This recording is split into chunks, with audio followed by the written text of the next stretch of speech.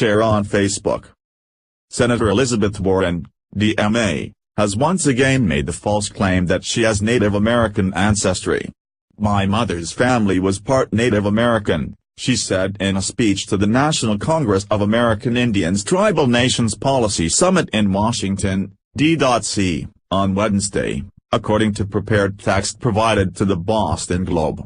In her speech, Warren continued to make the false claim of Native American ancestry she first made in 1984 when she described herself as Elizabeth Warren, Cherokee, in several recipes, two of which, cold omelets with crab meat and crab with tomato mayonnaise dressing, were apparently plagiarized from a 1979 article written by Pierre Franey of the New York Times news service, which she contributed to the cookbook, Pow Wow Chow, a collection of recipes from families of the 5 civilized tribes, Cherokee, Chickasaw, Choctaw, Creek and Seminole. Warren repeated the self-referential observation when she spent the bulk of her speech lecturing the National Congress of American Indians about Pocahontas. "I've noticed that every time my name comes up, President Trump likes to talk about Pocahontas. So I figured, let's talk about Pocahontas. Not Pocahontas, the fictional character most Americans know from the movies, but Pocahontas, the Native woman who really lived, and whose real story has been passed down to so many of you through the generations," Warren said, noting that her story has been taken away by powerful people who twisted it to serve their own purposes.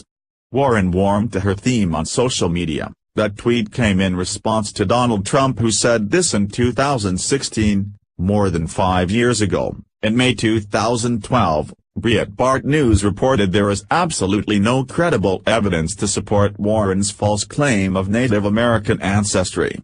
No documents support Warren's false claim, nor does any DNA genetic evidence back her. The New England Historical Genealogical Society, which originally announced they found evidence of Elizabeth Warren's Native American heritage, said today they have discovered no documentation to back up claims that she is 1/32 Cherokee, the Boston Herald reported in May 2012. NEX has not expressed a position on whether Mrs. Warren has Native American ancestry, nor do we possess any primary sources to prove that she is, said Tom Shampoo, spokesman for the NEX. "We have no proof that Elizabeth Warren's great-great-great-grandmother Rose Cicera Smith Crawford either is or is not of Cherokee descent." As Breitbart News reported, Warren does descend from Cicera Smith Crawford's husband, Jonathan Crawford, who was a member of the Tennessee militia that rounded up Cherokee tribe members in the 1830s for the Trail of Tears to Oklahoma.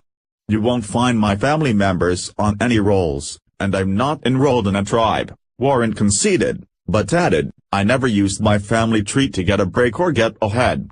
I never used it to advance my career."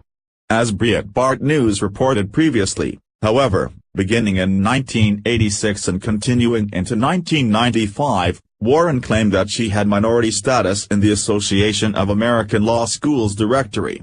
Those claims began while she was a faculty member at the University of Pennsylvania Law School and were part of her job application submitted that ended in her hiring on the faculty of Harvard Law School. Warren also told another false story about her parents, one which Breitbart News debunked more than 5 years ago. "By all accounts, my mother was a beauty. She was born in eastern Oklahoma, on this exact day, Valentine's Day, February 14, 1912. She grew up in the little town of Wetumpka, the kind of girl who would sit for hours by herself, playing the piano and singing. My daddy fell head over heels in love with her. But my mother's family was part Native American. And my daddy's parents were bitterly opposed to the relationship. So, in 1932, when mother was 19 and daddy had just turned 20, they eloped." Warren demonstrated an extraordinary level of hubris by asserting this false claim once again to a gathering of a group most of whose members have factual evidence that proves their Native American heritage. In November, Native American activist Rebecca Nagle called Warren out for her false claims of Native American ancestry in a Think Progress op-ed titled "I Am a Cherokee Woman. Elizabeth Warren is not." Sen. Warren needs to accept responsibility for misappropriating Native identity for her own economic and political gain. To help her, I have drafted an apology, which she has my full permission to appropriate. Every last word, Nagel continued, offering this draft apology for Warren's use. I am deeply sorry to the Native American people who have been greatly harmed by my misappropriation of Cherokee identity.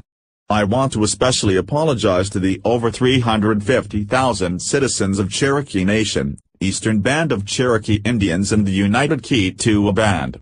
In my family, there is an oral history of being Cherokee. However, research on my genealogy going back over 150 years does not reveal a single Native ancestor. Like many Americans who grew up with family members claiming to be Cherokee, I now know that my family's stories were based on myth rather than fact.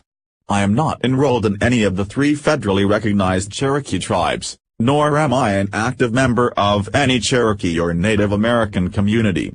Native nations are not relics of the past, but active, contemporary, and distinct political groups who are still fighting for recognition and sovereignty within the United States.